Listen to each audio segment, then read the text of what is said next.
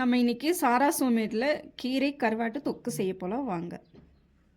அதுக்கு 2 spoon oil ஊற்றிக்கலாம். ஒரு ஆனியன் கட் பண்ணி சேர்த்துக்கிறேன். ஆனியன் வதங்கினவுடனே ஒரு தக்காளி சேர்த்துக்கலாம். 1 ஸ்பூன் இஞ்சி பூண்டு பேஸ்ட்டு சேர்த்துக்கிறேன். இப்போ வாழைக்கருவாடு சேர்த்துக்கிறேன்.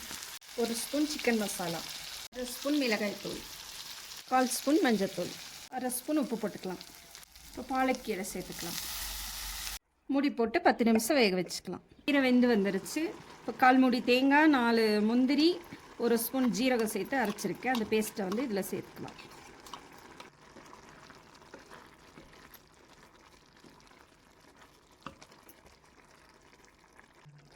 எல்லாம் ஒன்றா நல்லா கலந்து விட்டுக்கலாம். கொஞ்சம் தண்ணி அலசி ஊற்றிக்கலாம் அதில்.